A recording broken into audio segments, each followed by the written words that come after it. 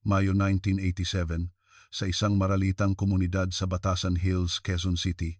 Bago pa man mawala ang hamog ng madaling araw, 10 matatanda ang tahimik na umalis sa kani-kanilang mga bahay. Pupunta sa isang simbahan sa probinsya, bibisita sa kamag-anak. Iba't ibang kasinungalingan ang iniwan nila sa kanilang mga anak sa loob ng kanilang mga maleta, walang kanin o mga baunan. Sa halip, ang kanilang mga pambihis patay barong at bestida ang maingat na nakatupi sa loob. Tanging ang matandang may-ari ng maliit na sari-sari store sa kanto ang nakasaksi sa nakapangingilabot na tanawing iyon at hindi na sila kailanman bumalik. Sa panahong walang cellphone o anumang paraan ng pag-trace ng lokasyon, isinara ng pulisya ang kaso bilang simpleng paglalayas matapos ang isang formalidad na investigasyon. Ang mas nakagigimbal ay ang reaksyon ng mga anak. Sa halip na hanapin ang kanilang mga magulang, ginamit nilang dahilan ang mga iniwang sulat para ni hindi man lang mag-report sa pulis. Marahil, ninanais pa nga nilang mawala na lang ang kanilang mga magulang. Pagkalipas ng 8 taon, noong 1995, sa gitna ng malakas na ulan sa Itogon, Benguet, isang kinalawang na bus ang natagpuan sa loob ng isang gumuho at abandonadong minahan. Sa loob nito, 10 kalansay ang magkakapatong at ang pinto ng bus ay nakakandado mula sa labas gamit ang isang makapal na kadena at isang litrato ang natagpuan sa sahig ng upuan ng driver. Litrato ito ng isang tour guide, ngunit ang bahagi ng kanyang mukha ay sinunog ng upos ng sigarilyo. Nang simulan ang investigasyon, mas malagim na katotohanan ang nabunyag. Mga matatandang ayaw nang maging pabigat sa kanilang mga anak, kaya't pinili na lamang wakasan ang kanilang buhay. Ang kanilang desperasyon ay sinamantala ng pinuno ng kanilang paluwagan para sa isang insurance fraud, at ang isang lihim na anak na buong buhay na inabuso ng kanyang ama, na sa huli ay nagbunga ng pagdanak ng dugo. Kinain ng kahirapan ang pagmamahal ng anak, itinulak ng kasakiman ang kapwa sa kamatayan, at ang pang-aabuso ay nagbunga ng isang trahedya sa pamilya. Sino nga ba ang tunay na salarin sa kasong ito? Magsisimula na tayo sa kwento. Hulyo 28, 1995, ang kalangitan ng Itogon, Benguet ay tila nagngangalit habang ibinubuhos ang malakas na ulan. Ang makakapal na ulap na bumabalot sa mga kabundukan ay nagdulot ng kadilimang parang alkitran, at ang tubig sa sapa ay naging kulay putik na umuugong sa pag-agos. Sa lugar kung saan isinasagawa ang pagkukumpuni ng mga nasirang daan, nagkahalo-halo ang mga trabahador na nakasuot ng dilaw na kapote at mga heavy equipment.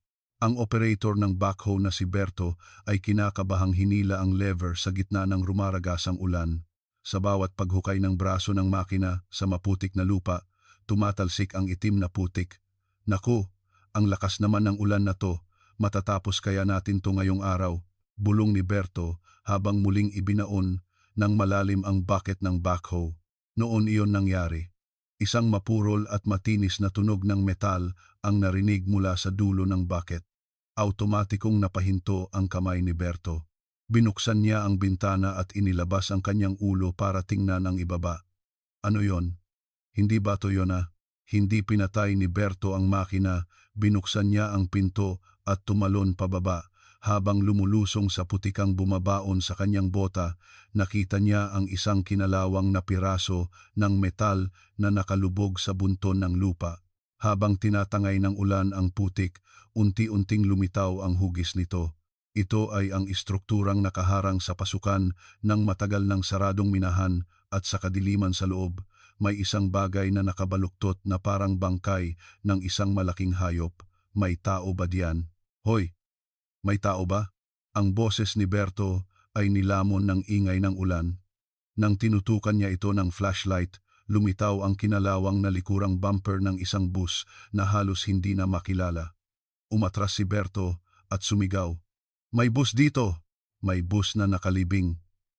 Sa kanyang sigaw, unti-unting naglapitan ang mga trabahador sa paligid. Ang lugar ay biglang naging magulo. At di nagtagal, isang police car ang dumating na umaalingaw-ngaw ang sirena sa maputik na daan. Ang investigador ng Itogon Municipal Police Station, si Detective Renato Rene Marquez, ay marahas na binuksan ang pinto ng sasakyan at lumabas. Isinuklob niyang mabuti ang hood ng kanyang kapote, hindi inalintana ang tumatalsik na putik, at mabilis na naglakad patungo sa pasukan ng minahan. Isang masangsang na amoy ng nabubulok na tubig at kalawang ang sumalubong sa kanya. Lagyan niyo ng police line.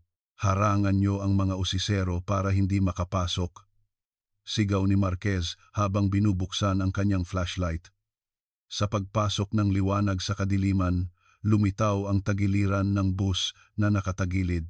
Basag ang lahat ng bintana at yupi ang katawan nito. Itinutok ni Marquez ang liwanag sa punit na banner na nakadikit sa gilid ng bus. Sa kupas na tela, malabong nababasa ang mga salitang pamamasyal para sa MGA Senior, pamamasyal para sa mga senior. Mariing itinikom ni Marquez ang kanyang mga labi at itinutok ang liwanag sa loob ng bus. Ang liwanag na pumasok sa basag na bintana ay gumala sa loob ng bus. Bawat upuan ay natabunan ng putik, at sa pagitan nito may mga puti at payat na bagay na nakita. Mga buto iyon ng tao. Napalunok si Marquez at dahan-dahang nagsimulang magbilang. 1, 2, 3, ang mga kalansay na magkakapatong sa sahig at mga upuan ng bus ay tila magkakayakap. Kumunot ng malalim ang noo ni Marquez. 10 sila. Sa sinabi ni Marquez, nagulat ang sumunod na pulis na si Joey. 10? Diyos ko, kailan pa po kaya nangyari ang aksidenteng ito? Sa halip na sumagot, itinutok ni Marquez ang flashlight sa isang kalendaryong nakalubog sa sahig. Sa basang papel, malinaw na nakasulat ang mga numerong Mayo 1987. Sa tabi nito, nakakalat ang mga piraso ng damit na halos mabulok na 8 taon. 8 taon silang nanatili sa malamig na lupang ito. Maingat na humakbang si Marquez patungo sa harap ng bus. Ang kanyang flashlight na tumututok sa upuan ng driver ay sandaling napahinto sa ere. May napansin siyang kakaiba. May 10 bangkay sa mga upuan ng pasahero, ngunit ang upuan ng driver ay walang laman. Walang driver. Nakatakas kaya? Bulong ni Marquez habang lumingon sa pinto ng bus. Sa sandaling tumama ang liwanag ng flashlight sa hawakan ng pinto, nanlisik ang mga mata ni Marquez. Isang makapal at kinalawang na kadena ang nakapulupot sa hawakan, ngunit ang kadena ay hindi nakakabit sa loob, kundi sa labas. Tingnan mo to, tinawag ni Marquez si Joey. Lumapit si Joey, tiningnan ang kadena at nagpakita ng ekspresyong para bang nasusuka. Sir, hindi po ba sa labas ito ikinandado? Hinawakan ni Marquez gamit ang kanyang kamay na may guwantes ang kinalawang na kandado. Ang mahigpit na nakakandadong lock ay hindi man lang gumalaw. Hindi ito mabubuksan mula sa loob. May isang taong nagkandado ng pinto mula sa labas. Ikinulong niya ang mga taong ito. Ang isang simpleng lugar ng aksidente ay naging isang karumal-dumal na crime scene sa isang iglap. Makalipas ang ilang sandali, dumating ang crime scene investigation team mula sa Camp Crame. Sinimulan nilang suriin ang pasukan ng tunnel at ang paligid ng bus. Ang pinuno ng team na sumusuri sa mga gumuho na kahoy na biga ay tinawag si Marquez. Detective Marquez, halika po rito. Lumapit si Marquez at itinuro ng pinuno ang putol na bahagi ng isang kahoy na poste gamit ang kanyang flashlight. Hindi po ito natural na gumuho. Nakikita niyo po ba ang mga markang ito? Sa dulo ng daliri ng pinuno, may mga bakas ng paulit-ulit na pagpukpok ng isang matigas na bagay. May isang taong sinadyang pukpukin ang mga poste para gumuho ito, para harangan ang pasukan. Isa-isang sinuri ni Marquez ang mga putol na poste. Lahat ay nakabaluktot mula sa labas papasok sa tunnel. Malinaw na may isang taong nagpatumba ng tunnel mula sa labas para ilibing sila ng buhay matapos pumasok ang bus. Nanginginig ang kamao ni Marquez. Mga walang awang nilalang. Hinarangan nila ang pasukan para hindi sila makalabas. Noon, isang pulis na kumukuha ng mga gamit ng mga biktima ang tumatakbong may dalang mga dokumento. Namumutla ang kanyang mukha. Sir, nakilala na po ang mga biktima. Mga matatanda po silang taga Quezon City. Kinuha ni Marquez ang mga dokumento. Samahang mahaba ang buhay. Ano to? Sila po yung grupo ng mga taong nawala 8 taon na ang nakalilipas. Noon, isinara ang kaso bilang paglalayas lang. Ang mga pamilya, hinanap sila sa simula pero sumuko rin daw kalaunan. Napailing si Marquez na parang hindi makapaniwala. 10 tao ang sabay-sabay na nawala, ngunit tinuring lang na simpleng paglalayas at tinakpan ang kaso. Kinasusuklaman niya ang investigasyon 8 taon na ang nakalipas. Hindi nila hinanap, kundi nagkunwaring hindi nila mahanap. Habang sinusuri ang sahig ng upuan ng driver, may naramdaman siyang matigas na plastik sa dulo ng kanyang daliri. Ang nakuha niya mula sa putik ay isang litratong nakalaminate. Kupas na at may mga mantsa, ngunit makikilala pa rin ang hitsura ng isang binatang nakasuot ng damit pang tour guide. Ngunit nang makita ni Marquez ang litrato, agad siyang napakunot noo. Ano to? Ang bahagi ng mukha ng lalaki sa litrato ay sunog. May isang taong gumamit ng upos ng sigarilyo para sunugin lamang ang mukha nito. Kumuha si Marquez ng isang evidence bag at inilagay ang litrato.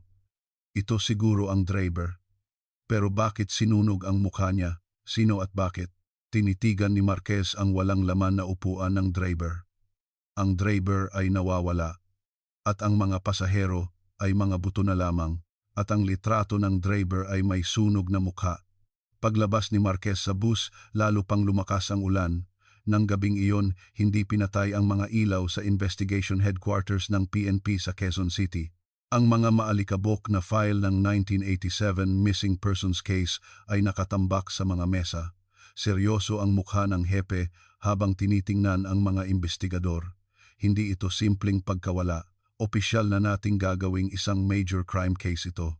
Naging mabigat ang hangin sa conference room. Alamin ninyo kung ano ang nangyari sa mga matatandang ito 8 taon na ang nakalipas, kung ano ang naganap sa loob ng bus noong araw na iyon. Ang salarin ay tiyak na buhay pa.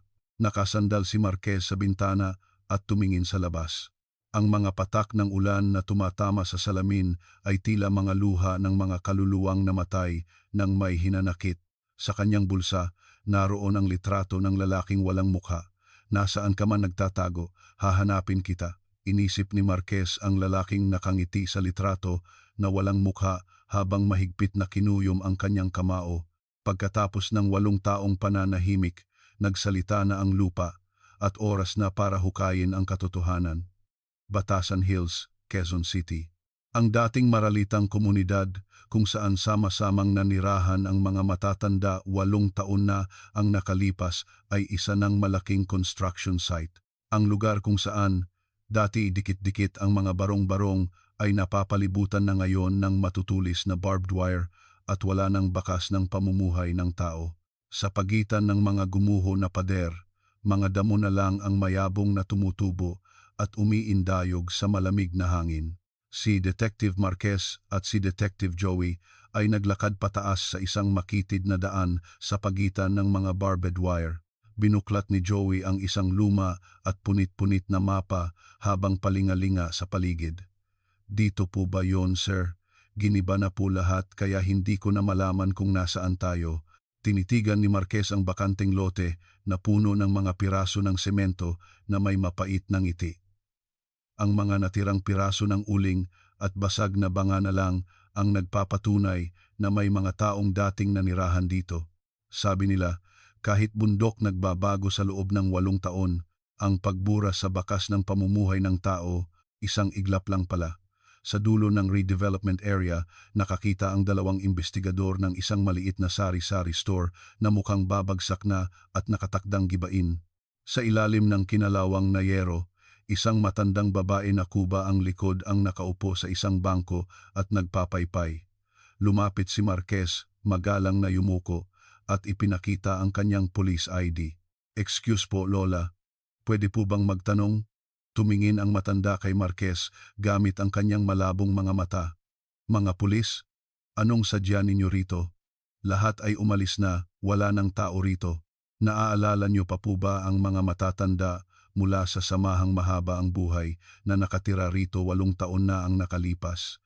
Sila po yung grupong nag-tour at hindi na nakabalik.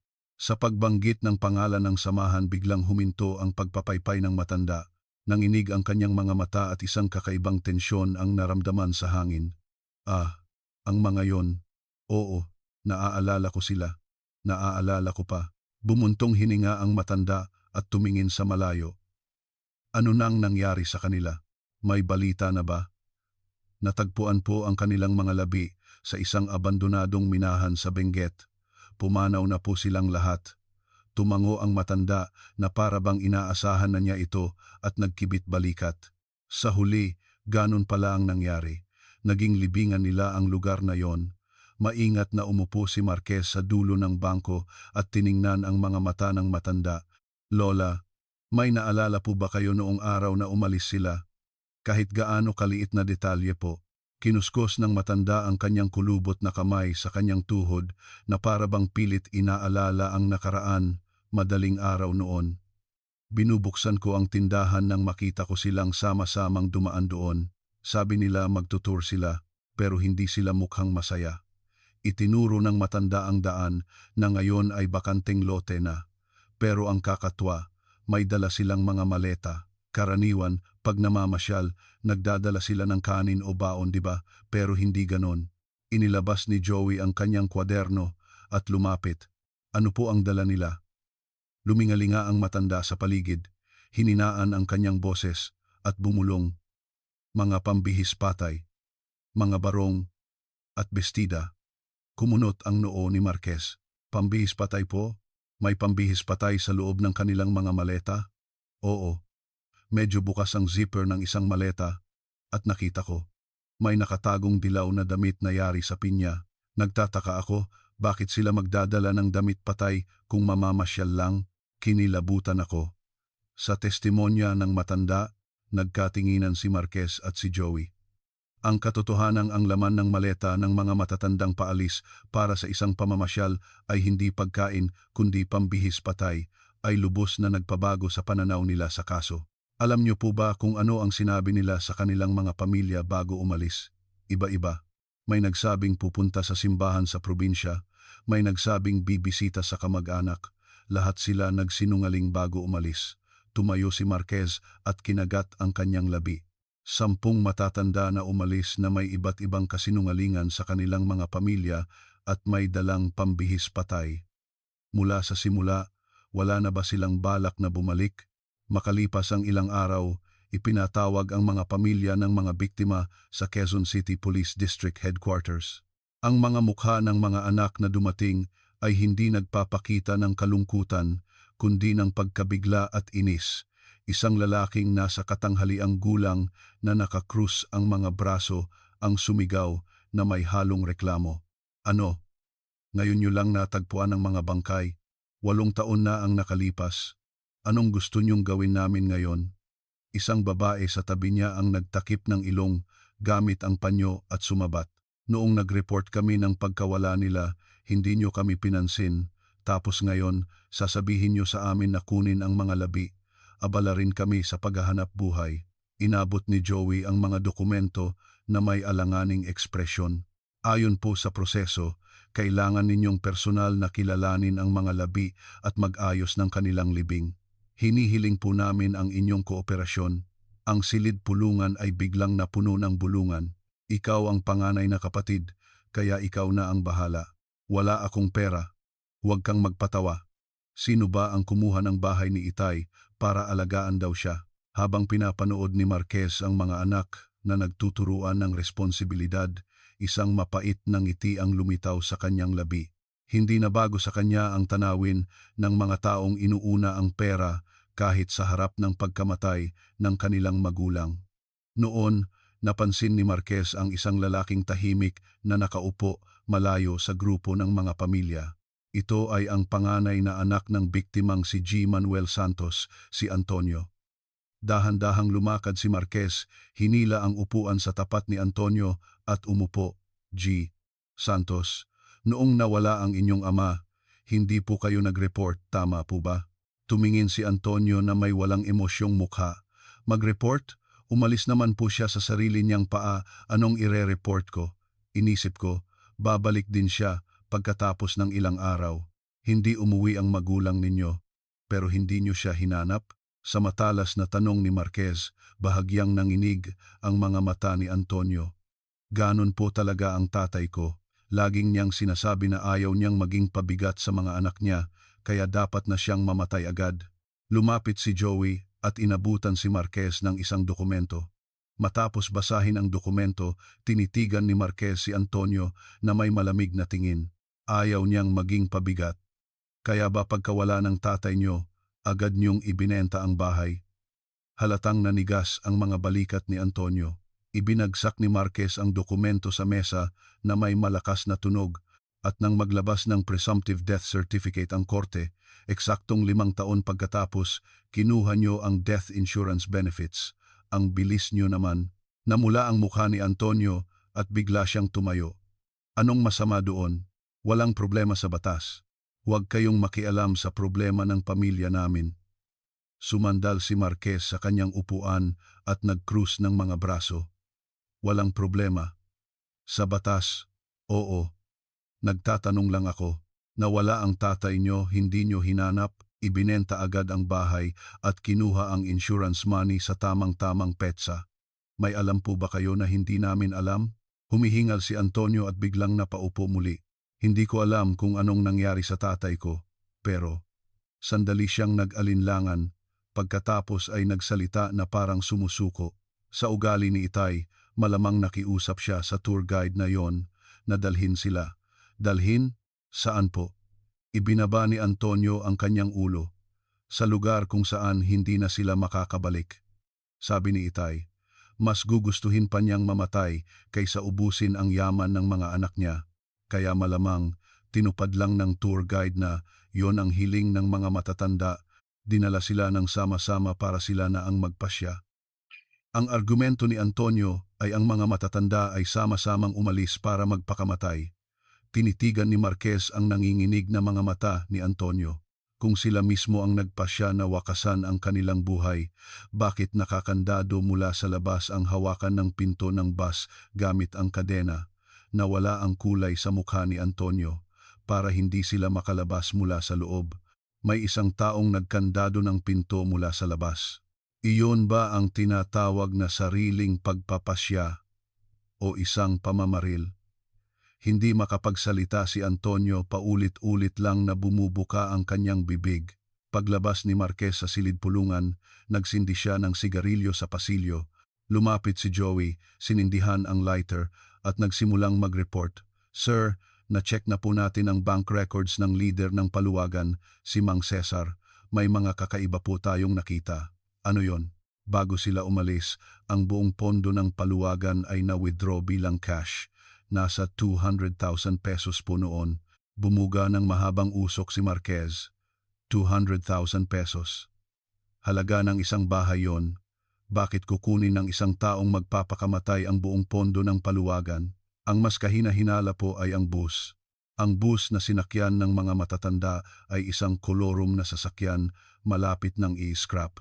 Ang records ng biyahe ay minanipula kaya imposibleng matrace kung saan sila nagsimula at dumaan. Tumingin si Marquez sa kulay abo na kalangitan sa labas at bumulong.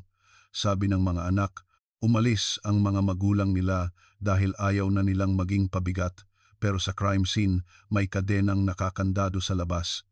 At ang leader ng paluwagan may dalang malaking pera. Ang magkakaibang piraso ng puzzle ay nagkakagulo sa isip ko. Hindi tugma, ang isang taong magpapakamatay ay hindi magdadala ng pera at may isang taong nagkulong sa kanila. Noon, isang bagitong investigador ang tumatakbo sa pasilyo at sumigaw, Detective Marquez, may witness na po tayo. Pinatay ni Marquez ang kanyang sigarilyo at lumingon.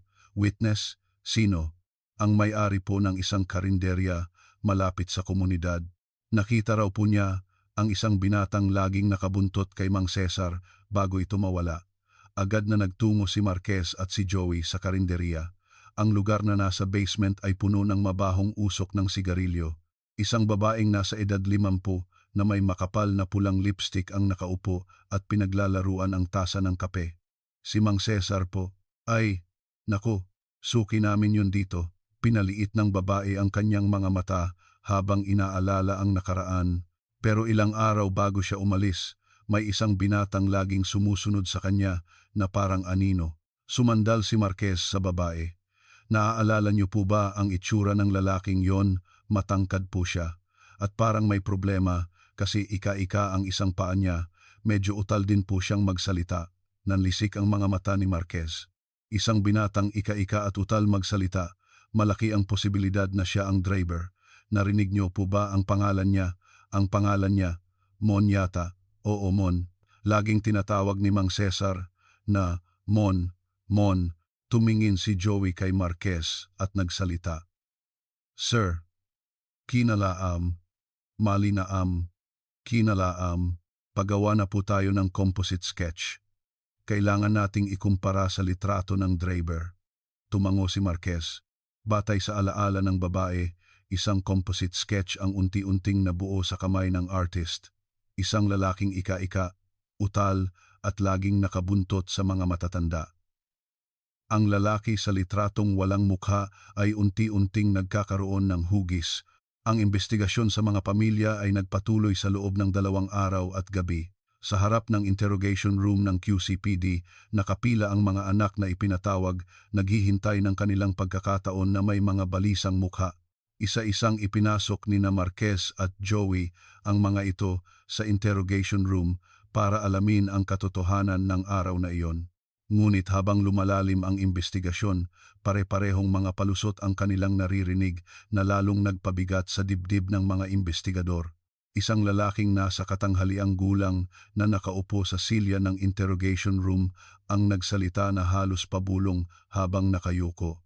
Nalugi po ako sa negosyo noon dahil sa maling investment. Araw at gabi, pinupuntahan ako ng mga pinagkakautangan ko sa bahay at nanggugulo. Pinunasan ng lalaki ang kanyang tuyong mukha at bumuntong hininga. Naging pabigat po sa akin ang presensya ng nanay ko sa bahay. Bawat subo niya ng kanin, ramdam ko ang bigat at alam din niya yon kaya hindi na siya lumalabas ng kwarto. Sa kabilang interrogation room, mas malupit na kwento ang lumalabas. Isang lalaking nasa huling bahagi ng kanyang 30s ang nanginginig ang mga daliri na parabang gustong manigarilyo. Ang gastos po sa ospital ni nanay ay umaabot ng 3,000 piso kada buwan. Hirap na nga po akong magbayad ng upa, kaya napakalaking halaga na po noon para sa akin. Umiwas ng tingin ang lalaki kay Marquez at kinagat ang labi. Magtatapat na po ako. Sir, siguro ihuhusgahan niyo ako, pero noong mga panahong yon, naisip ko na mas gagaan ang buhay ko kung wala na si nanay. Kumuha si Marquez ng sigarilyo na may mapait na ekspresyon. Ang realidad na kinakain ng kahirapan ang pagmamahal ng anak at sa huli nagiging pabigat ang tingin sa magulang ay nasa harap na niya. Bago mawala ang mga magulang ninyo, nakatanggap kayo ng sulat, di ba? Sa tanong ni Marquez, napapitlag ang lalaki. Bakit hindi kayo agad nag-report ng pagkawala? Dahil ba sa sulat? Kinagat ng lalaki ang kanyang labi at tumango. Nakasulat po sa sulat na huwag na siyang hanapin, na ayaw niyang maging pabigat kaya aalis na lang siya, na mabuhay na lang kami ng maayos. Kaya hinayaan niyo na lang? Opo. Sa totoo lang po, nakahinga ako ng maluwag, nagkunwari na lang po akong walang alam. Paglabas ni Joey sa investigasyon, inireport niya ang mga nakalap na resulta kay Marquez. Sir, halos lahat po ng 10 matatanda, pare-pareho ang sitwasyon. Inabot ni Joey ang mga dokumento habang napapailing. Pagkalugi ng negosyo ng mga anak, hindi kayang bayaran na hospital bills, pag-aalala sa tuition ng mga apo. Ang mga matatanda, parang mga kriminal na sa sarili nilang bahay, kumakain ng may hiya. Binuksan ni Marquez ang bintana sa pasilyo at bumuga ng mahabang usok ng sigarilyo. Ilan sa mga anak ang hindi nag-report matapos makatanggap ng sulat. 7 po. Yung 3, hindi nakatanggap ng sulat, pero dahil hindi naman sila madalas magkausap, hindi nila namalayan na nawawala na pala sila. Tumingin si Marquez sa madilim na bintana sa labas at nag-isip. Mga anak na hindi hinanap ang kanilang mga nawawalang magulang. O marahil, mga anak na umaasang hindi nababalik ang kanilang mga magulang. Iyon ang gumugulo sa kanyang isipan. Mga walang puso. Ginagawang halimaw ng kahirapan ng tao. Kinabukasan, nagtungo si Marquez sa evidence room sa basement ng istasyon. Ang mga gamit na nakuha sa crime scene ay nakalatag sa mga estante, naglalabas ng amoy ng amag, ang mga bag na nanigas dahil sa putik, ang kinalawang na pitaka, ang mga damit na halos mabulok na at hindi na makilala ang hugis, lahat ay nagsasalaysay ng 8 taong lumipas. Habang sinusuri ang mga gamit-gamit ang kanyang kamay na may guwantes, kinuha ni Marquez ang isang leather na bag na pinaniniwala ang pag-aari ng lider ng paluwagan, si Mang Cesar. Medyo mabigat to. Ang labas ay puno ng puting amag, ngunit ang leather na bag mismo ay mukhang matibay pa at maaring na-preserve ang laman nito. Kinapa ni Marquez ang pinakaloob ng bag. Noon, may naramdaman siyang matigas at kakaiba sa dulo ng kanyang daliri. Ano to? Ginamit ni Marquez ang isang kutsilyo para punitin ang lining ng bag, isang parisukat na bagay na binalutan ng plastic at tape ang lumabas. Maingat na tinanggal ni Marquez ang tape at plastic.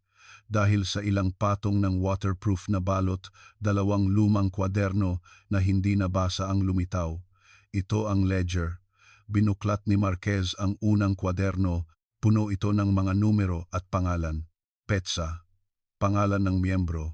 Halaga ng hulog, isang tipikal na ledger ng paluwagan, ngunit ang nakakuha ng pansin ni Marquez ay ang pangalawang kwaderno na nasa ilalim nito.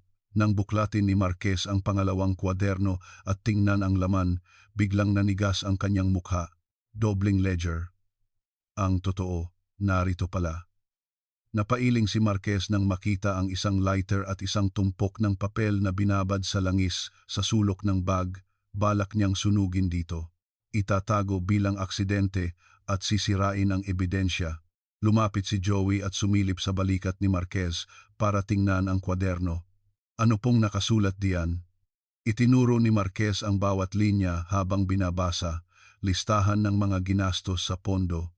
Pero ang mga nakalista, grabe. Huminto ang daliri ni Marquez sa isang salitang nakasulat sa pulang tinta, sugal. Sa ledger, detalyadong nakatala kung saan nilustay ni Mang Cesar ang pondo ng paluwagan, bawat petsa. Tong-its, iligal na sugalan, credit card fraud, ang malaking pondo na pinag-ipunan ng mga matatanda ay naglaho na parang alikabok sa mga sugalan. Mahigit 200,000 pesos ang natalo niya. Nilustay niya ang buong pondo. Isinara ni Marquez ang ledger at napailing. Isang paluwagan na walang laman pala. Nagtaka si Joey. Ano pong sinabi niya sa mga matatanda? Siguradong magwawala sila kung sasabihin niyang wala na ang pera sa araw ng bigayan.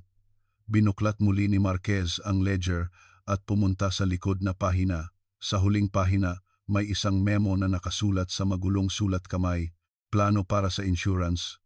Bulong ni Marquez. Pagpapanggap ng aksidente, pagtatalaga ng benepisyaryo, porsyento ng hatian. Nanlaki ang mga mata ni Joey. Huwag mong sabihing, insurance fraud. Tumango si Marquez at nagsalita ng may kumpiyansa. Nilinlang ni Mang Cesar ang mga matatanda. Nalustay na ang pondo, wala siyang maibibigay, kaya nag-alok siya ng ibang paraan. Iwinagayway ni Marquez ang ledger sa ere. Kung mamamatay sila sa isang kunwaring aksidente, makakakuha sila ng malaking insurance money. Kaysa maging pabigat sa mga anak, mas mabuting mag-iwan ng malaking pera. Tutal, nabuhay na rin naman sila ng matagal. Napabuntong hininga si Joey. Diyos ko, naniwala ang mga matatanda sa sinabi niya. Hindi sila umalis para magpakamatay. Sila ay nalinlang at dinala doon. Sa paniniwalang nagsasakripisyo sila para sa kanilang mga anak. Naging malamig ang boses ni Marquez. Sa investigation headquarters, natapos na ang background check kay Mang Cesar. Sa kanilang komunidad, kilala siya bilang isang kagalang-galang na matanda, ngunit ang totoo, isa siyang sugarol na nilustay pati ang pondo ng paluwagan, isang walang hiyang manloloko. Lumapit si Joey sa whiteboard, dala ang listahan ng mga natagpuang labi. Pero sir, may kakaiba po. Ano yon? Ang nagplano ng panloloko, si Mang Cesar, natagpuan din po ang labi niya sa loob ng bus. Namatay din siya. Nag-cruise ng braso si Marquez at tinitigan ang whiteboard. Oo, yan ang problema. Bakit ang manlolokong nagplano ng lahat ay mamamatay kasama ng mga biktima niya? Ginamit ni Joey ang chalk para maglagay ng tandang pananong sa tabi ng pangalan ni Mang Cesar. May isang taong pumatay din kay Mang Cesar para patahimikin siya. May ikatlong partido na naghahangad ng pera. Noon, isang fax ang dumating mula sa PNP Crime Laboratory. Nang tingnan ni Marquez ang laman ng fax, nanlisik ang kanyang mga mata. Ipinakita niya ang papel kay Joey.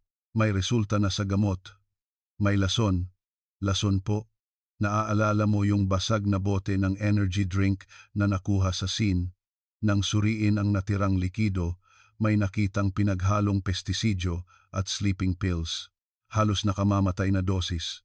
Kumuyom ang kamao ni Marquez. Ito ang dahilan kung bakit walang bakas ng paglaban o bali sa mga buto ng mga biktima.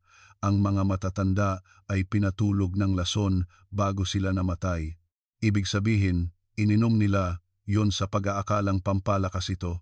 Malamang, inalok siguro ni Mang Cesar o ng tour guide para sa mahabang biyahe at ininom nila ng walang pag-aalinlangan at natulog sila ng tuluyan. Muling inayos ni Marquez ang listahan ng mga suspek sa whiteboard. Unang suspek, ang nawawalang tour guide. Simon, ang nag-iisang taong nagmaneho ng bus at nawala. Pangalawang suspek, ang panganay na anak, si Antonio.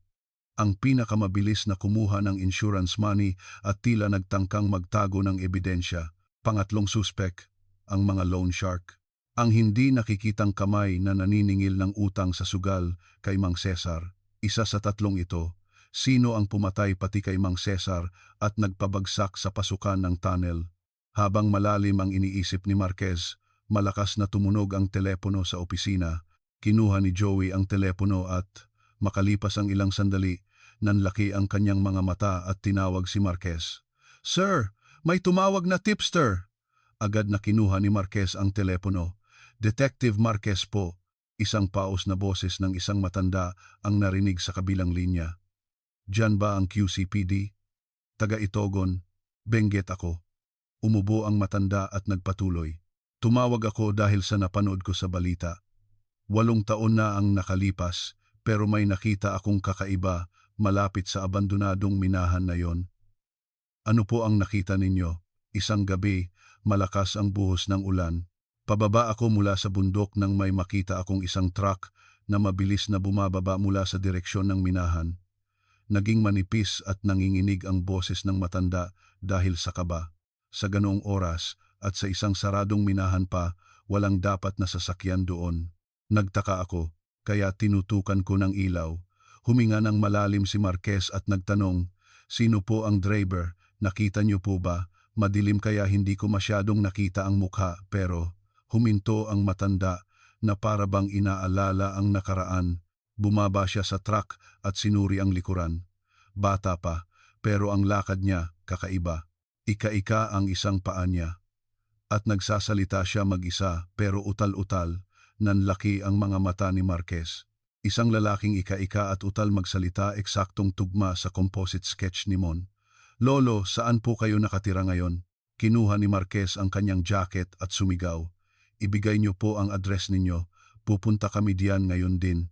Ang bahay ng tipster na matatagpuan sa isang liblib na paanan ng bundok sa labas ng Itogon ay may bubong na gawa sa lumang yero. Pagpasok nila sa bakuran, isang lalaking nasa edad 50 na nakasando lang ang sumalubong kina Marquez at Joey. Mukha siyang tensyonado habang inaanyayahan ang dalawang investigador sa loob ng bahay. "Ako po, yung tumawag. Pasensya na po sa bahay ko, pero tuloy po kayo." Nagtimpla ang lalaki ng 2 tasa ng 3 in-1 na kape at maingat na sinimulang ikwento ang kanyang alaala noong gabing iyon 8 taon na ang nakalipas. "Hindi ko alam kung bakit ganon kalakas ang ulan noong Mayo na yon. Hindi pa naman tag-ulan, pero parang butas ang langit." Ibinaba ni Marquez ang tasa ng kape na umuusok pa at binuklat ang kanyang kwaderno. "Ano po eksakto ang nakita ninyo noong gabing iyon?" "Gabi na po. Lalabas sana ako para itapon ang laman ng arinola nang may kumislap na ilaw sa daan papunta sa minahan. Binuksan ng lalaki ang bintana at itinuro ang gitna ng bundok. Isang truck po ang mabilis na bumababa, pero sa oras na yon, Walang dapat na tao doon. Mahigit 10 taon na pong sarado ang minahan, multo na lang yata ang pumupunta doon. Nakita niyo po ba ang driver? Masyadong malakas ang ulan kaya hindi ko masyadong nakita, pero sakto, kumidlat ng malakas at sandali ko siyang nakita. Pinaliit ng lalaki ang kanyang mga mata at tumingin sa kawalan. Bata pa. Matangkad. Bumaba siya sa truck at sinuri ang kargamento sa likod. Pero ang lakad niya, hinihila niya ang isang paa. Inilabas ni Joey ang composite sketch mula sa kanyang bulsa at inilagay sa harap ng lalaki. Ito po ba yung tao? Kinuha ng lalaki ang litrato, tinitigang mabuti, at tumango. Kamukha po. Hindi ko man nakita ng malinaw ang mukha, pero ang tindig niya at ang ika-ika niyang paa, siya nga po ito. Sumandal si Marquez at nagtanong, narinig niyo po ba ang sinasabi niya? Paulit-ulit siyang bumubulong, pero ang pagsasalita niya, itinuro ng lalaki ang kanyang bibig at ginaya ito. Sobrang utal po siya. Narinig ko siyang bumulong ng parang tapos na.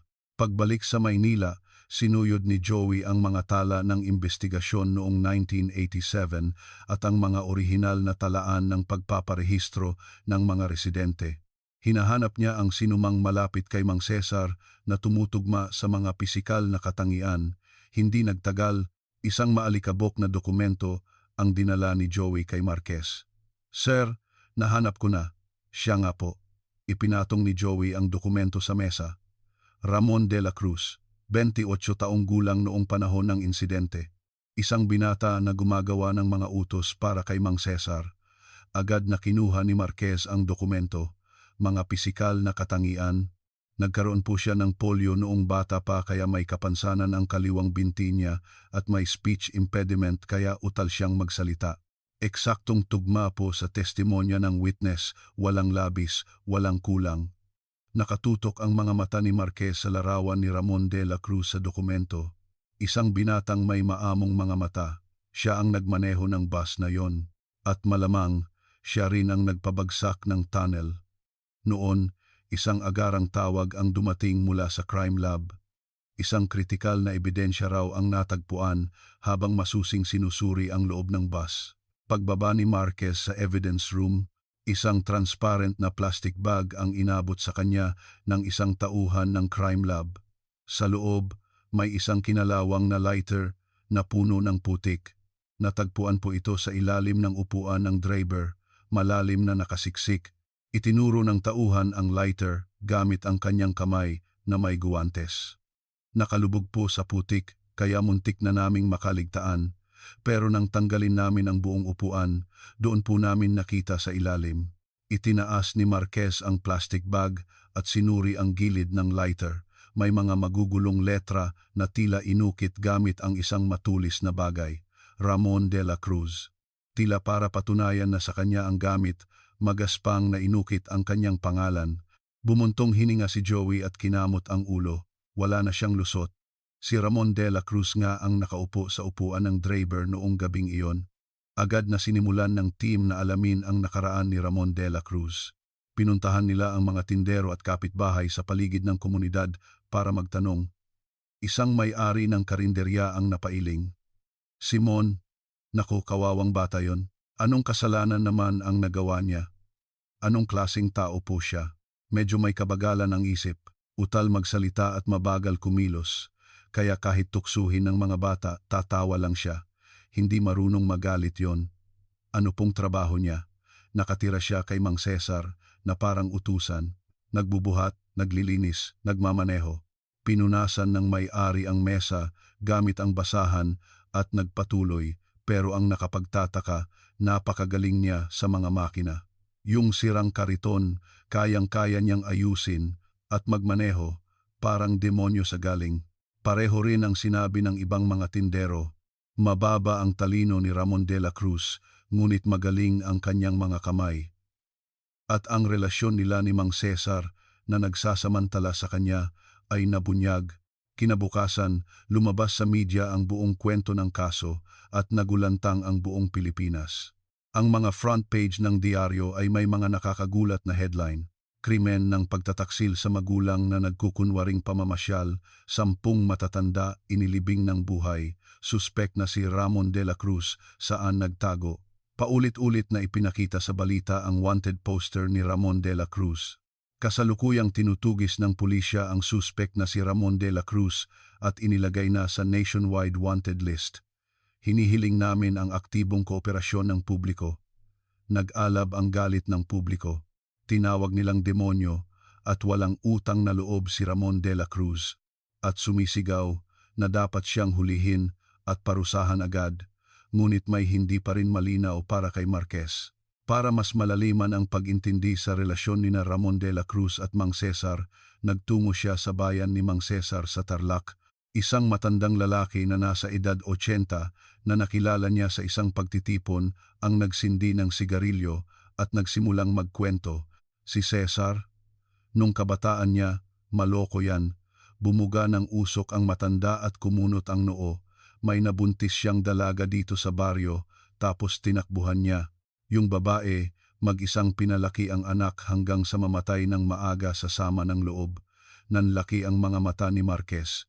Sino po ang batang iyon? Si Ramon de la Cruz po ba? Oo, Simon. Ramon de la Cruz. Napailing ang matanda. Dugot laman ni Cesar yon. Hindi man niya ipinasok sa papeles, pero lahat ng nakakakilala sa kanila, alam yon. Parang binagsakan ng martilyo sa ulo si Marquez. Si Ramon de la Cruz ay hindi lang isang kababayan o utusan. Siya ay ang lihim na anak na ginamit at pinabayaan ng sarili niyang ama na hindi man lang siya kinilala. Itinuring po ba ni Cesar na anak ang batang yon? Anak? Mas masahol pa sa hindi kilala ang turing niya. Ginamit niya ang kabagalan ng isip ni Mon para alipinin siya buong buhay. Kahit hayop, hindi ganon tratuhin ang sariling anak. Mahigpit na kinuyom ni Marquez ang kanyang kamao, bumaon ang kanyang mga kuko sa kanyang palad, ginamit ng ama ang anak bilang kasangkapan sa krimen, at sa huli, inilibing ng anak ang 10 matatanda, kasama na ang kanyang ama. Hindi ito isang simpleng kaso ng pagpatay, kundi isang trahedya ng pamilya. Sa conference room ng investigation team, nagtatalo ang mga investigador. Maingat na nagsalita si Joey.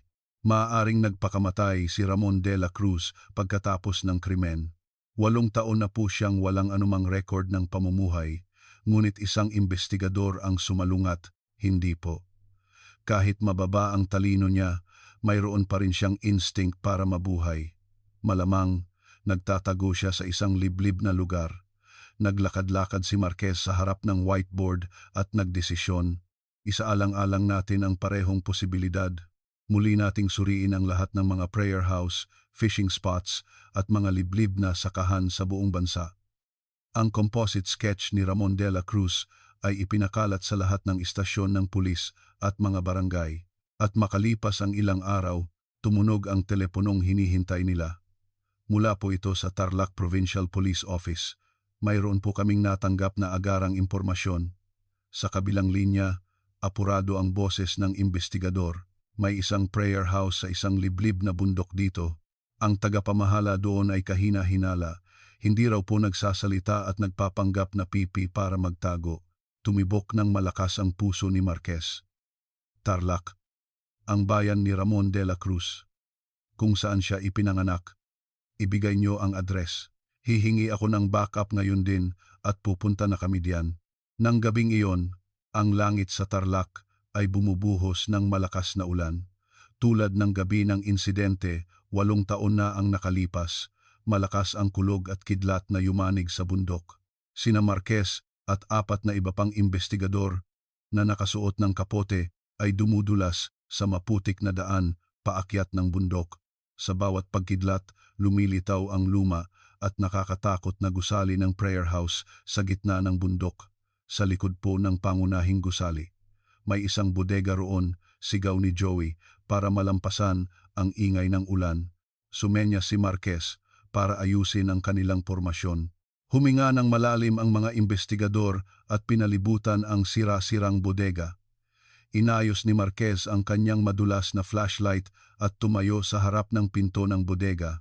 Parang sasabog ang kanyang puso sa lakas ng tibok. Huminga siya ng malalim at buong lakas na sinipa ang pinto. Blag, ang lumang pinto ay umingit at bumagsak sa loob. Pulis, huwag kang kikilos. Sa sigaw ni Marquez, sabay-sabay na pumasok ang mga investigador. Ang mga liwanag ng flashlight ay nagkagulo sa pag-scan sa kadiliman. Isang bunton ng mga lumang kumot sa sulok ang nakakuha ng kanilang pansin. Noon, isang bagay ang nanginginig at gumagalaw sa ilalim ng mga kumot. Lumabas ka. Itaas mo ang iyong mga kamay at dahan-dahang lumabas. Itinutok ni Marquez ang kanyang baril at dahan-dahang lumapit. Unti-unting inalis ang kumot at isang lalaking may balbas ang lumitaw. Ang kanyang mga mata ay puno ng takot at wala sa pokus. Ang saksi at suspek ng insidente sa kalsada ng Gionge, si Ramon de la Cruz, na nagtago sa loob ng 8 taon. Nang itutok ng flashlight ang isang bunton ng lumang kumot sa sulok, isang nakabaluktot na anyo ang gumalaw na parang hayop sa loob nito. Itinutok ni Marquez ang kanyang baril at sumigaw, "Lumabas ka, pulis kami. Itaas mo ang mga kamay mo at dahan-dahang lumabas." Biglang lumipad ang kumot sa ere. Ang lalaking nagtatago sa ilalim ay tumalon na parang spring at sumigaw ng nakabibingi. Huwag kayong lalapit, huwag." Nanlilisik ang mga mata ng lalaki habang pinaghahagis ang lahat ng bagay na mahawakan niya. Mga basag na paso at kinalawang na balde ang lumipad sa itaas ng ulo ng mga investigador. "Hulihin, dakpin nyo." Sa sigaw ni Marquez, 2 pulis ang sumugod sa lalaki. Ngunit ang lakas ng lalaking lumalaban para sa kanyang buhay ay hindi inaasahan.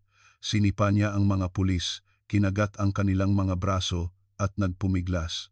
"Aray, kinagat ako ng gagong to," sigaw ni Joey habang niyayakap ang leeg ng lalaki gamit ang kanyang braso.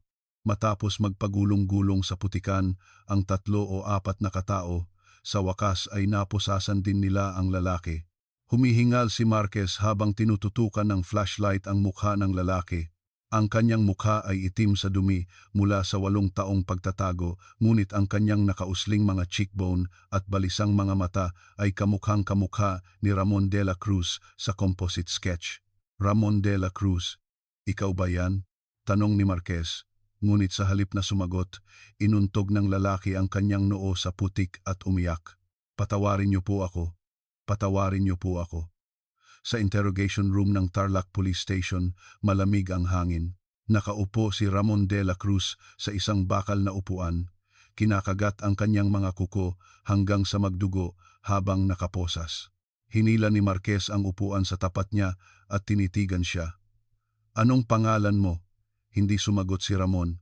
Ang kanyang mga matang walang pokus ay walang tigil na gumagala at ang kanyang mga binti ay nanginginig na parang makina. "Ikaw si Ramon de la Cruz, di ba? Hindi mo ba ako naririnig?" Tumango si Ramon pagkatapos ay umiling ng malakas.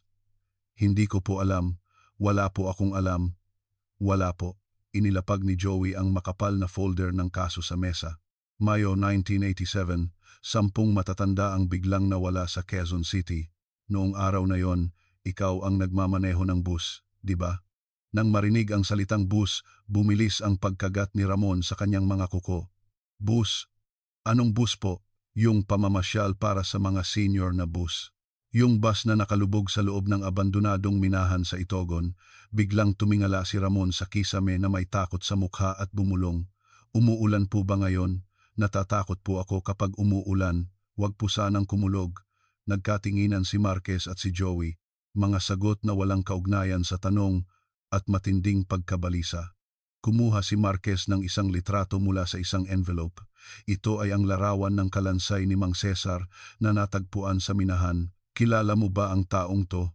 Itinapat ni Marquez ang litrato sa mukha ni Ramon. Nang tumama ang tingin ni Ramon sa mga walang lamang butas ng mata sa litrato, nanigas ang kanyang katawan na parang estatwa. Nanginginig ang mga labi ni Ramon, at mula sa kanyang namumulang mga mata, sunod-sunod na pumatak ang malalaking butil ng luha. "Itay!" Sumigaw si Ramon. "Itay! Itay! Huhu!" Tinakpan niya ang kanyang mukha gamit ang kanyang mga kamay na nakaposas at humagulgol na parang bata. Sumandal si Marquez at mahinang nagtanong, "Tatay mo si Mang Cesar?" Tumango si Ramon na puno ng uhog at luha. Tatay ko po siya, ang tatay na nagluwal sa akin. Bumuntong hininga si Joey at napailing, ang lihim na anak na usap-usapan lang ay kumpirmadong totoo na. Tinitigan ni Marquez si Ramon at muling nagtanong, anong nangyari noong gabing iyon? Sabihin mo ang lahat, huwag kang magsisinungaling. Humihikbi si Ramon habang putol-putol na nagsasalita. Inutusan po ako ni Itay, magmaneho raw po ako. Sinunod ko lang po ang utos niya. Saan kayo pinapunta? Sa bundok po. Sa isang madilim na lugar. Sinundan ko lang po ang daan na sinabi ni Itay. Nanginginig ang boses ni Ramon sa takot. Nakasakay po sa bus yung mga lolo at lola, pero lahat po sila tulog. Sobrang tahimik, kaya nagtaka po ako. Tulog? Hindi sila gumagalaw? Opo. Sa isang stopover, may pinainom po yata si Itay sa kanila. Lahat po sila nakahandusay, humihinga na lang. Umiling si Ramon at nagmakaawa. Wala po akong alam, totoo po. Hindi ko po alam kung anong ibinigay ni Itay sa kanila. Hinampas ni Marquez ang mesa. At pagdating nyo sa minahan, anong ginawa mo? Ikaw ang nagpabagsak sa tunnel, di ba? Sa sigaw ni Marquez, napayuko si Ramon at nanginig. Pagdating po namin, binigyan din po ako ni Itay ng isang bote. Sabi niya, pagod daw ako. Inumin ko. Yon para makatulog. Lumaki ang mga mata ni Ramon na para bang muling nakikita ang takot ng nakaraan, pero ang amoy po. Kakaiba. Naamoy ko po yung gamot, kaya hindi ko po ininom. Tapos, nagagalit po si Itay. Bakit daw hindi ko iniinom? Sumigaw po siya. Tapos, humina ang boses ni Ramon. Sinabi po niya na mamatay na rin ako, na dapat sabay-sabay kaming mamatay dito, na wala raw akong silbi kahit mabuhay pa. Isang mabigat na katahimikan ang bumalot sa interrogation room. Nagtanong si Marquez na may hindi makapaniwalang ekspresyon. Tinatangka kang patayin ng tatay mo. Kinagat ni Ramon ang kanyang labi at tumango. Opo, gusto niyang ipasa sa akin ang lahat ng kasalanan at sabay kaming mamatay. Noon, tumayo si Joey na nanonood at kumuha ng isang evidence bag. Teka, hindi yata tugma ang sinasabi mo. Iwinagayway ni Joey ang bag at isang tunog ng metal ang narinig. Sa loob, may mga gintong singsing, kwintas at iba pang alahas. Nakuha namin to sa loob ng maleta mo. Ito ang gintong singsing ni Mang Cesar. At ito, mga gamit ng mga matatandang kasama nyo. Tinitigan ni Joey si Ramon. Sinasabi mong muntik ka nang mamatay, pero bakit nasa iyo ang mga gamit ng mga namatay? Ang totoo, pinatay mo silang lahat para pagnakawan, di ba? Namutla si Ramon na parang papel. Hindi po. Hindi ko po ninakaw yon. E ano? Bakit nasa iyo to? Utal na nagsalita si Ramon at naguguluhan. Kay Itay po yon. Pinulot ko lang po. Nahulog po kasi sa sahig. Pinanood ni Marquez ang reaksyon ni Ramon. Mukha siyang simple, ngunit nang mabanggit ang mga alahas, nagbago ang kanyang tingin at naging depensibo. Noon, isang profiler na nanonood mula sa likod ng one-way mirror ang kumatok at tinawag si Marquez. Sa pasilyo, nagtanong si Marquez, anong sa tingin nyo? Isa lang ba siyang tanga na sumunod sa utos? Umiling ang profiler na may seryosong mukha. Hindi po. Ang taong yan, maaaring hindi lang simpleng kasabwat o biktima. Anong ibig niyong sabihin? Buong buhay siyang inabuso at minaliit ng kanyang ama. Kung maririnig ng ganoong tao na mamatay ka na rin, anong mangyayari sa isip niya? Nanlisik ang mga mata ng profiler. Ang naipong galit ay sasabog na parang bulkan. Sa halip na maging biktima, malaki ang posibilidad na siya ang nag-iba ng sitwasyon sa sandaling iyon. Kumunot ang noo ni Marquez. Sinasabi niyong inatake ni Ramon ang kanyang ama? Malaki ang posibilidad. Kung titingnan ang kanyang testimonya, may mga butas sa kanyang alibi at iniiwasan niya ang mga bahagi na hindi pabor sa kanya sa pamamagitan ng pagpapanggap na may kabagalan ang isip. Bumalik si Marquez sa interrogation room. Lumapit siya sa nanginginig pa ring si Ramon. Naging mababa at malamig ang boses ni Marquez. Ramon, makinig ka. Tumingin si Ramon kay Marquez. Yung truck na minaneho mo pababa noong gabing yon, Nasaan na? Biglang huminto ang pagkagat ni Ramon sa kanyang mga daliri. Hindi lang bus ang nandoon, di ba? May isang 1-ton truck din. Hindi binitawan ni Marquez ang nanginginig na mga mata ni Ramon at itinuloy ang pagtatanong. May nakakita sayo na minamaneho mo ang isang truck pababa mula sa minahan sa gitna ng ulan. Hinarangan mo ang pasukan ng bus at tumakas ka gamit ang truck, di ba? Nanigas ang mukha ni Ramon. Anong ginawa mo sa truck na yon? Anong karga ng truck? Tumayo si Marquez, ipinatong ang kamay sa mesa at lumapit sa mukha ni Ramon. Noong gabing yon, sa madilim na tunnel na yon, ano ba talaga ang nangyari? Kinagat ni Ramon ang kanyang labi hanggang sa magdugo. Ang kanyang balisang mga mata ay unti-unting kumalma at nagtago sa isang madilim at malalim na katahimikan. Dumating sa pamamagitan ng fax ang resulta ng analysis mula sa PNP Crime Laboratory. Kinuha ni Marquez ang telepono mula sa analyst habang masusing tinitingnan ang fax. Sa kabilang linya, puno ng kumpiyansa ang boses ng analyst. Detective Marquez, naaalala niyo po ba yung piraso ng metal na nakuha sa bunton ng lupa sa pasukan ng minahan? Oo, naaalala ko. Yung kinalawang na piraso. Matapos ang masusing pagsusuri, lumabas po na ito ay piraso ng bumper ng isang truck at may bakas ng asul na pintura. Kahit 8 taon nang nakalubog sa lupa, nanatili pa rin po ang mga component. Inabot ni Marquez ang fax kay Joey at nagtanong, naikumpara na ba yan sa truck na sinasabing minaneho ni Ramon? Opo. Ang registration records ng sasakyan noon at ang component ng pintura ay eksaktong tugma. Sumingit si Joey habang tinitingnan ang fax. Ibig sabihin, ginamit niya ang truck para ibangga at pabagsakin ang pasukan ng tunnel, sumagot ang analyst. Tama po. Kung titingnan ninyo ang mga litrato sa lugar, makikita ninyong nakatagilid ang mga kahoy na poste. Hindi ito natural na gumuho dahil sa pagkabulok, kundi dahil sa malakas at paulit-ulit na impact na pilit itong binali. Kumunot ang noo ni Marquez. Paulit-ulit.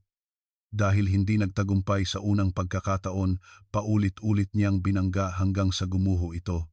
Hindi bababa sa 3 o 4 na beses niyang malakas na binangga gamit ang paatras na takbo. Ito ay malinaw na sinadya. Malinaw ang intensyon niyang harangan ang pasukan. Ibinaba ni Marquez ang telepono at muling tiningnan ang mga litrato ng crime scene na nakalatag sa mesa. Ang mga basag na kahoy na poste, ang yuping piraso ng bumper at ang saradong tunnel, lahat ng ebidensya ay tumuturo sa iisang katotohanan. May isang taong gumamit ng truck para sadyaing pabagsakin ang pasukan at ilibing ng buhay ang mga tao. Hayop. Hinarangan niya talaga para hindi makalabas. Dinala ni Marquez ang mga litrato at nagtungo sa interrogation room. Nakaupo pa rin si Ramon sa harap ng bakal na mesa, nakayuko. Sa sobrang pagkagat niya sa kanyang mga kuko, nagdurugo na ang dulo ng kanyang mga daliri. Hinila ni Marquez ang upuan at inilapag ang mga litrato sa mesa. Tingnan mo to. Napako ang tingin ni Ramon sa mga nagkalat na litrato. Piraso ng bumper ng truck to. Yung asul na truck na minaneho mo. Napapitlag si Ramon. At ito, litrato ng mga basag na kahoy na poste. Ginawa mong pulbos, di ba? Tinitigan ni Marquez si Ramon at nagpatuloy. Ikaw ang nagpabagsak sa pasukan ng tunnel, di ba? Kahit alam mong may mga buhay na tao sa loob, nanginginig si Ramon na parang dahon at umiling. Hindi po ako. Anong hindi ikaw? Sigaw ni Marquez. Sabi mo tumakas ka dahil sa takot? Ang isang taong tumatakas dahil sa takot, babalikan pa ba para harangan ang pasukan gamit ang truck at paulit-ulit pang ibabangga? Hinampas ni Marquez ang mesa. Hindi tugma ang mga sinasabi mo. Sabihin mo ang totoo. Bakit mo hinarangan ang pasukan? Namutla ang mga labi ni Ramon at nanginig. Pumikit siya ng mariin at bumulong na parang may humahabol sa kanya. Si Itay. Ano? Baka po mabuhay ulit si Itay at habulin ako. Nanginig ang mga mata ni Marquez. Hindi niya inaasahan ang sagot na iyon. Takot na takot po ako. Parang multo si Itay na babangon para hulihin ako. Kaya kailangan ko pong harangan para hindi siya makalabas. Humikbi si Ramon at umiyak. Parang awa niyo na po. Hindi pwedeng lumabas si Itay. Nakita ni Marquez ang takot sa mga mata ni Ramon at naramdaman niya, hindi ito kasinungalingan. Totoo ang takot na ito. Alam mong patay na si Mang Cesar, di ba? Hininaan ni Marquez ang kanyang boses at nagtanong, noong gabing iyon sa loob ng tunnel, ano ba talaga ang nangyari? Pagkatapos mong sabihin na tinangkakang patayin ng tatay mo, anong sumunod? Lumakas ang iyak ni Ramon at nanginig ang kanyang mga balikat. Sabihin mo ang lahat mula simula hanggang wakas. Iyon lang ang paraan para mabuhay ka. Pinunasan ni Ramon ang kanyang luha at uhog gamit ang likod ng kanyang kamay at hirap na nagsalita. Pagdating po namin sa minahan, binigyan ako ni Itay ng bote ng energy drink. Pampalakas? Opo. Sabi niya, pagod daw ako, inumin ko raw para magkalakas na magbaba ng gamit. Huminga ng malalim si Ramon at nagpatuloy. Pero hindi ko po ininom. Pagbukas ko ng takip, ang baho po. Ang pait ng amoy na sumingaw. Tila bumalik ang mga mata ni Ramon sa alaala ng nakaraan. Noon ko po nalaman, napapatayin ako ni Itay. Napatutulugin din niya ako dito, tulad ng mga matatanda. Kaya anong ginawa mo? Nagpanggap po akong umiinom tapos idinura ko. Ginamit ni Ramon ang kanyang nanginginig na kamay para ituro ang bintana. Sa siwang po ng bintana ng driver. Lumunok ako na parang umiinom tapos idinura ko lahat sa labas. Nagmamadaling nagsulat si Joey sa kanyang kwaderno. Ang testimonya ay eksaktong tumugma sa resulta ng crime lab tungkol sa mga natirang lason na natagpuan sa siwang ng bintana ng driver. Tumango si Marquez at nagsalita. Tama, natagpuan ng crime lab ang mga bakas ng inumin sa siwang ng bintana mo. Nang suriin ang component, parehong lason ang nakita sa ininom ng mga matatanda. Naging pilipit sa galit at lungkot ang mukha ni Ramon. Totoo pong tinangka akong patayin ni Itay. Ganoon din pong lason ang ipapainom niya sa sarili niyang anak. Isang mabigat na katahimikan ang bumalot sa interrogation room. Tinangka ng ama na patayin ang anak at ang anak para mabuhay o para maghiganti ay pinatay ang ama. Sa harap ng karumal-dumal na siklo ng pagtataksil na ito, sandaling nawalan ng salita si Marquez. Si Ramon ay isang kaawa-awang biktima na inabuso at muntik nang patayin ng sarili niyang ama. Ngunit kasabay nito, siya rin ay isang malupit na salarin na nagkulong sa 10 matatanda na maaaring buhay pa sa loob ng malamig na tunnel. Naging komplikado ang tingin ni Marquez. Hindi niya alam kung dapat ba niyang kamuhian ang lalaking ito o kaawaan. Ngayon, huwag ka nang magtago, ilabas mo na ang lahat, mahinang sabi ni Marquez. Noong gabing iyon, sa kadilimang iyon, ano ang ginawa mo sa tatay mo? Itinaas ni Ramon ang kanyang ulo, sa kanyang namumulang mga mata, tanging desperasyon na lang ang natitira. Nahalata po ni Itay na hindi ko ininom, na idinura ko. Nanginginig ang boses ni Ramon. Bigla niya po akong sinunggaban sa kwelyo at nagalit. Bakit daw hindi ko iniinom, sundin ko raw ang utos niya. Lumunok si Ramon ng laway at huminga. Tapos po, sinakal ako ni Itay. Dapat daw sabay kaming mamatay.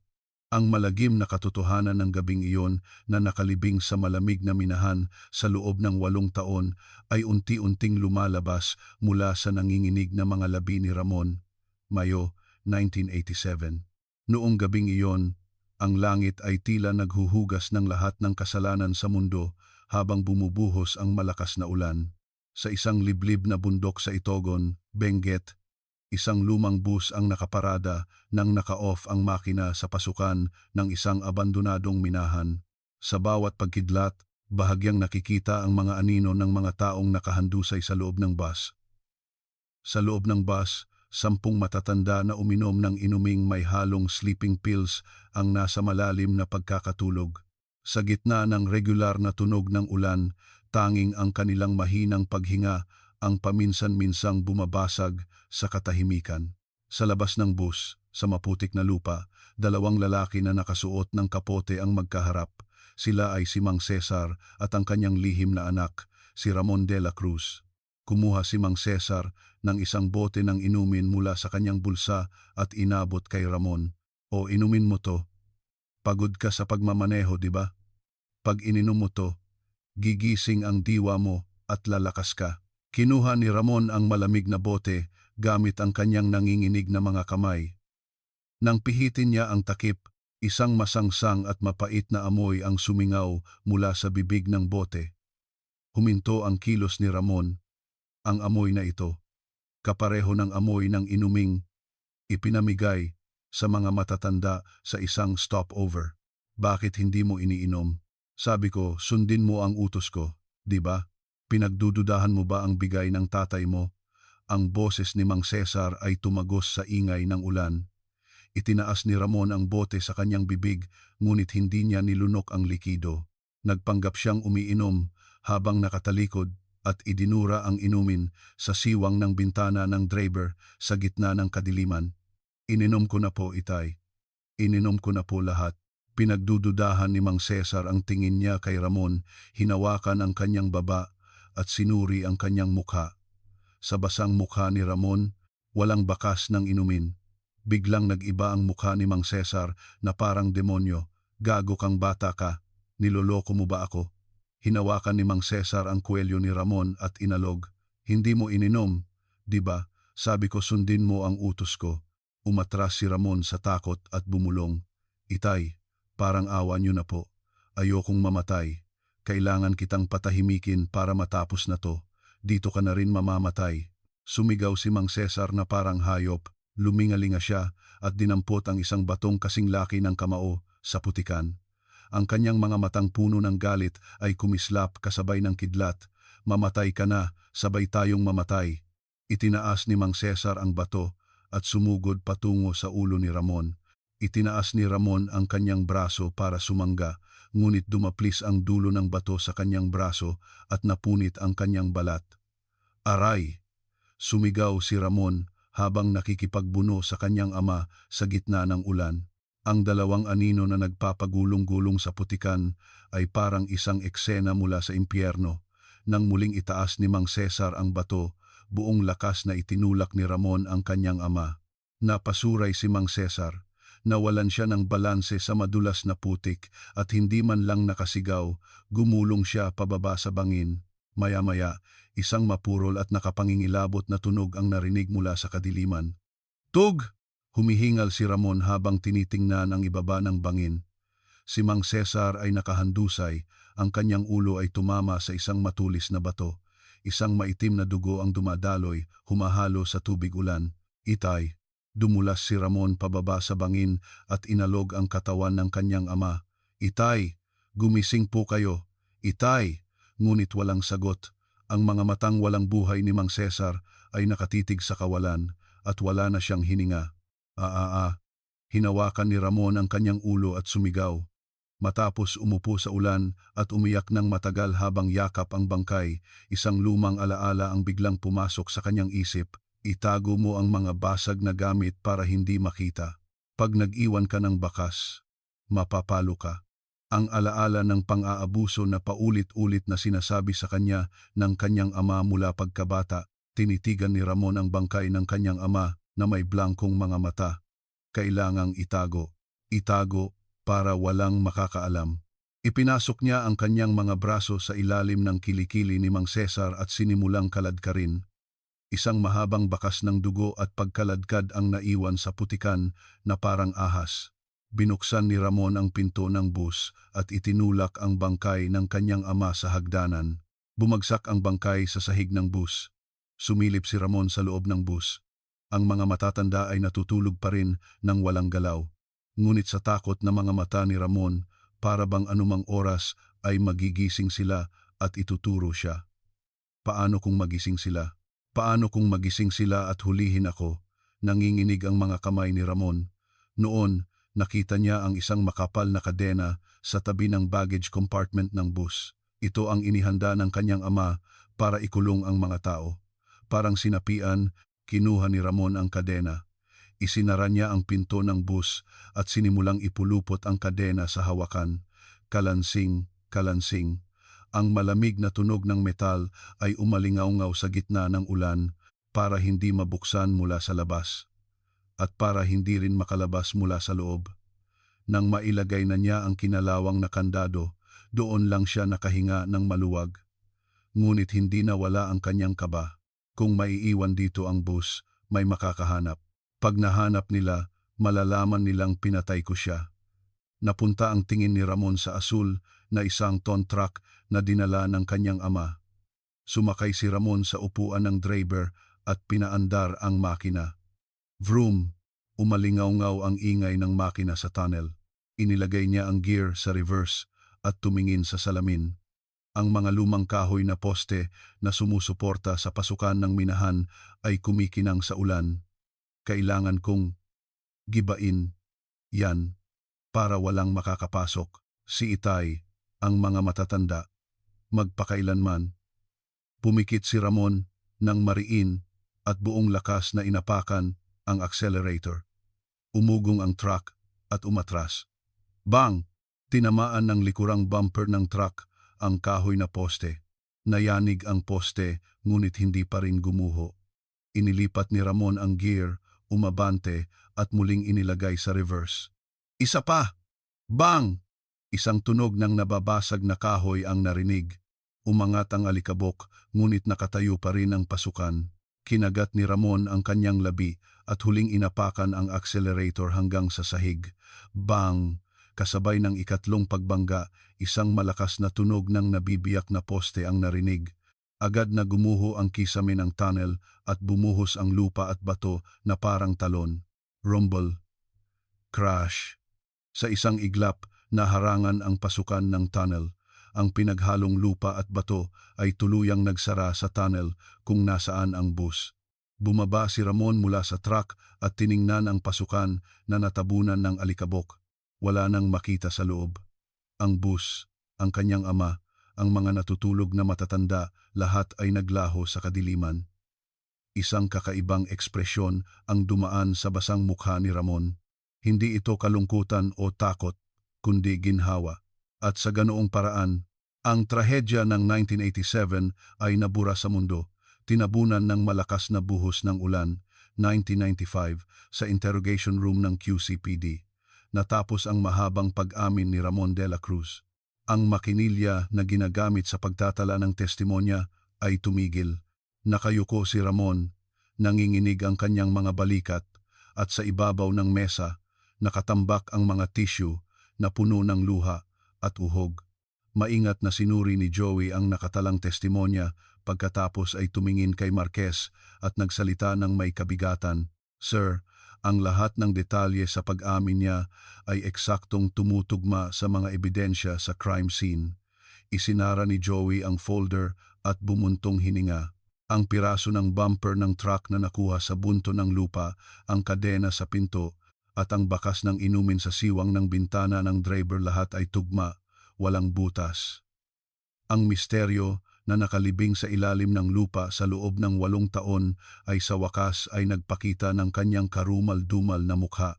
Isang ama na nabulag sa utang sa sugal ang nagplano ng isang paglalakbay patungo sa kamatayan para sa mga matatanda. At ang amang iyon, para magtago ng ebidensya, ay tinangkaring lasunin ang sarili niyang anak, at ang anak, na nagising ang instinct para mabuhay, ay nagdulot ng isang malagim na katapusan sa kanyang ama. Dahil sa takot, inilibing ng anak ng buhay ang kanyang ama at ang mga matatanda. Isang masalimuot na trahedya na bunga ng isang baluktot na kasaysayan ng pamilya at hangal na kasakiman. Sumandal si Marquez sa kanyang upuan at tinitigan si Ramon. Siya ay isang kaawa-awang biktima na inabuso, ginamit at muntik ng patayin ng sarili niyang ama. Ngunit kasabay nito, siya rin ay isang malupit na salarin na nagkulong sa 10 matatanda na maaaring buhay pa sa malamig na tunnel. Naging komplikado ang tingin ni Marquez. Hindi niya alam kung dapat ba niyang kamuhian ang lalaking ito o kaawaan. Noon, dahan-dahang itinaas ni Ramon ang kanyang ulo. Ang kanyang namumulang mga mata ay naghanap sa mga mata ni Marquez. Sir, paos ang boses ni Ramon. Masama po ba akong tao? Dahil po ikinulong ko sila, masama po akong tao, di ba? Walang masabi si Marquez. Tahimik lang niyang tinitigan ang basang mga mata ni Ramon. Sa loob ng interrogation room, tanging ang ugong ng fluorescent na ilaw at ang hikbi ni Ramon ang maririnig.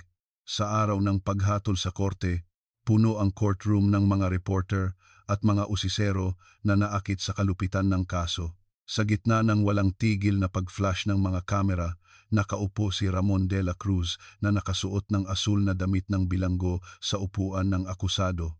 Tila ba hiwalay na siya sa mundo. Ang kanyang ulo ay nakasubsob sa pagitan ng kanyang mga tuhod at hindi gumagalaw.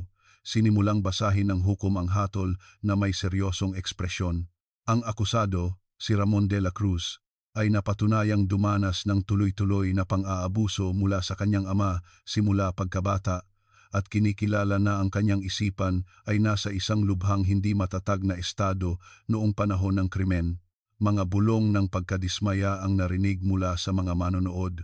Ngunit itinaas ng hukom ang kanyang salamin at nagpatuloy sa isang matatag na boses. Gayunpaman, sinadya ng akusado na gibain ang pasukan ng tunnel kung saan nakakulong ang mga biktima gamit ang isang truck na nag-alis ng anumang posibilidad na sila ay makatakas. Ito ay isang napakalupit na krimen na hindi katanggap-tanggap sa sangkatauhan. Ang tingin ng hukom ay napunta sa kaawa-awang likod ng akusado. Dahil dito, ang akusado, si Ramon de la Cruz, ay hinahatulan ng habambuhay na pagkabilanggo. 3 beses na pinukpok ang gavel at ang tunog ay umalingaw-ngaw sa buong courtroom. Halatang nanghina ang mga balikat ni Ramon. Inalalayan siya ng mga guwardiya para tumayo, ngunit habang kinakaladkad palabas, hindi man lang niya itinaas ang kanyang ulo para tingnan ang mundo. Ang kanyang likod ay nababalot ng isang madilim na anino, hindi malaman kung dahil sa pagsisisi o pagtanggap sa kapalaran. Opisyal na natapos ang kaso, ngunit ang naiwang realidad ay mas malamig at walang awa. Sinimulan ng investigation team na tawagan ang mga pamilya para kunin ang mga labi ayon sa regulasyon. Ngunit ang mga sagot na kanilang narinig ay nagpalamig sa puso ng mga investigador. Libing? Nasa probinsya po ako ngayon para sa isang business trip, hindi po ako makakapunta. Tawagan niyo na lang po ang kapatid ko. Sino po ang magbabayad? Hindi po ba gobyerno ang sasagot? Alam niyo naman po ang kalagayan namin, tapos kami pa ang pagbabayarin niyo. 8 taon na ang nakalipas, anong libing pa ang gagawin namin? Hindi po ba pwedeng kayo na lang ang mag-asikaso diyan? Tila ba nagkasundo ang mga pamilya na ipasa sa isa't isa ang responsibilidad o tuluyang tumanggi. Mayroon pa ngang nag-away na magkapatid sa pasilyo ng istasyon ng pulis. Hoy, ikaw ang panganay, di ba? Dapat ikaw ang mag-asikaso, bakit mo sa akin ipinapasa? Huwag kang magpatawa. Ikaw ang kumuha ng lahat ng pera mula sa bahay ni Itay. Ikaw ang nakinabang sa pera, tapos ako ang pagbabayarin mo sa libing. Saan ako kukuha ng pera? Sa likod ng mga anak na nagsisigawan at nag-aaway dahil sa pera, ang mga buto ng kanilang mga magulang na naghintay ng 8 taon ay nanatiling nakatiwangwang sa malamig na morgue. Makalipas ang ilang araw, tumunog ang telepono sa mesa ni Joey. Kinuha niya ito na may pagod na itsura. Opo, Homicide Division, si Detective Joey po. Isang ubo ng isang lalaking nasa katanghaliang gulang ang narinig sa kabilang linya. Ako po, yung isa sa mga kamag-anak sa kasong ito. Opo, nakapagdesisyon na po ba kayo? Kailan po ninyo kukunin ang mga labi? Hininaan ng lalaki ang kanyang boses at lihim na nagtanong. Hindi po yon, baka po. May mga natitirang yaman po ba si Mang Cesar na hindi nahanap? Biglang nanigas ang ekspresyon ni Joey. Po, anong ibig niyong sabihin? Hindi ba't tinakbo niya ang buong pondo ng paluwagan? Malamang may natira pa sa pera na yon, di ba? Kung kinuha ng pulis, hindi po ba dapat ibalik sa amin? Kung mahahanap nyo, tawagan nyo po ako agad. Hindi na sumagot si Joey at padabog na ibinaba ang telepono. Bumuntong hininga siya ng malalim. Mga walang kaluluwa. Hindi kinukuha ang bangkay ng magulang pero hinahanap ang perang ninakaw. Si Marquez na nakaupo sa tabi niya ay nakatingin lang sa kulay abong kalangitan.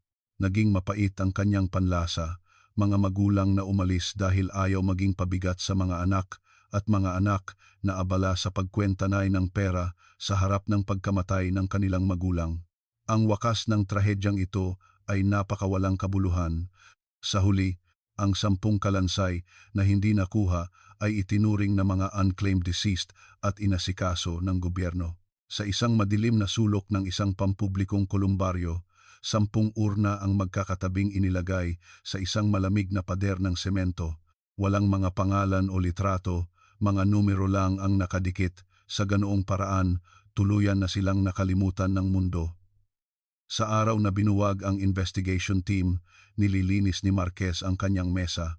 Pinunit niya ang mga nakatambak na dokumento at inilagay ang kanyang mga kwaderno at panulat sa isang kahon.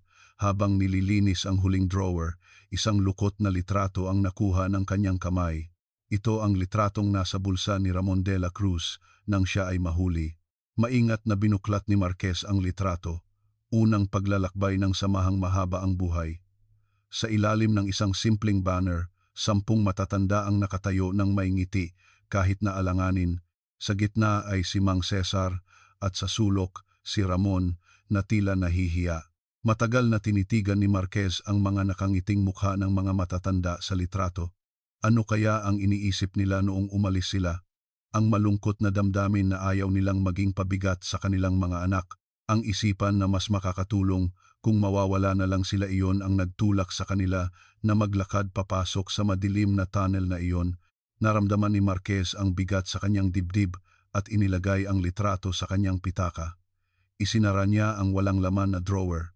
Pauwi, hindi dumiretso si Marquez sa kanyang bahay. Dumaan siya sa isang sari-sari store sa kanto. Bumili siya ng isang bote ng gin, mga basong papel at isang bungkos ng bulaklak mula sa tindera. Ang lumang sasakyan ni Marquez ay umalis sa Maynila at nagtungo sa Itogon, Benguet. Habang tumatakbo sa palikulikong daan sa bundok, lumubog na ang araw at humaba ang mga anino sa kalsada. Pagdating niya sa pasukan ng minahan, madilim na.